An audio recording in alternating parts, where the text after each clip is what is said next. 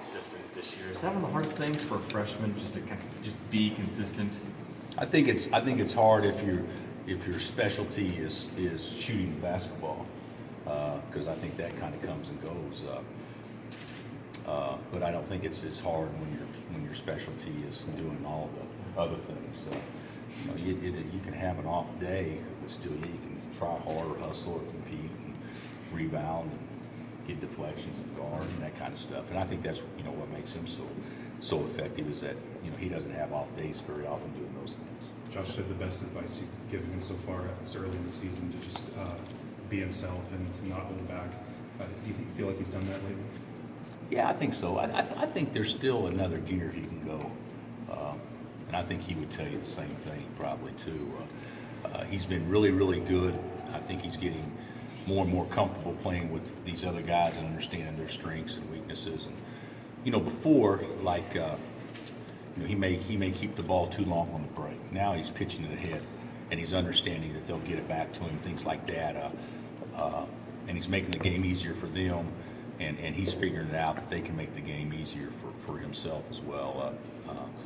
I still think, I may be nuts, whatever, because, if you're averaging 15 and 6 and probably the best passer on the team, you should be pretty happy with that. I still think he can do a lot more. I really do. I think the ceiling is so high with him. What gets him to that next gear? I mean, are you talking points? No, I'm not all talking. those Yeah, things? I'm not talking about effort. I'm talking about maybe aggressiveness, looking to score, Okay. putting himself in places.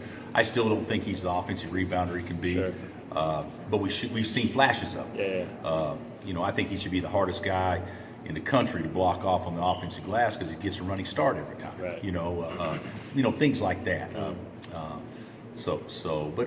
But not from an effort standpoint or a competitive standpoint. I just think he can still plug himself into what we do to allow him to even put up bigger numbers.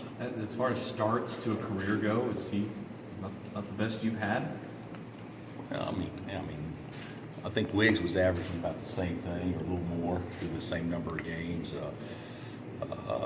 Brandon Rush was pretty good starting out.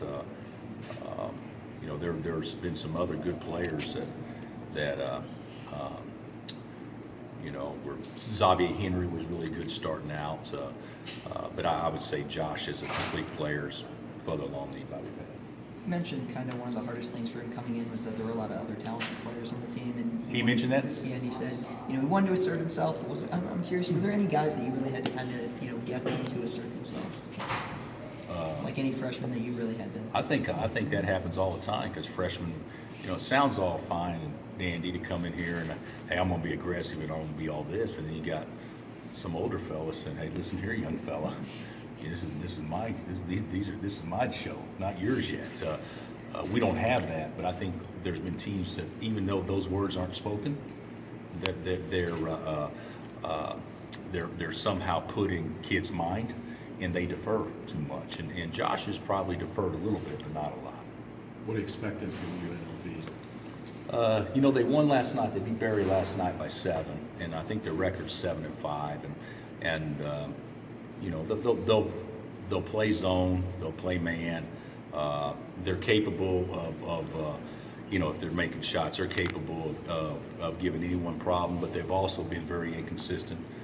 That's not being negative. They have been. They've had some really good games. I mean, beat one team by 39.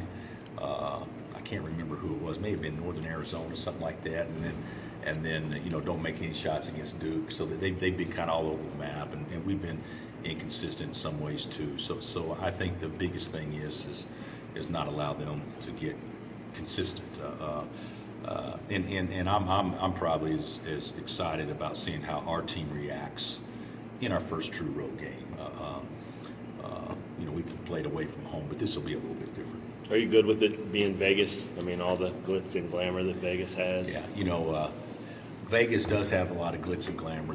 They tell me, but where we are staying, the Renaissance. Yeah. I've stayed there many times, and there's not a lot of. That's very limited, the glitz and glamour there at the Renaissance. So, this is a business trip. We get out there.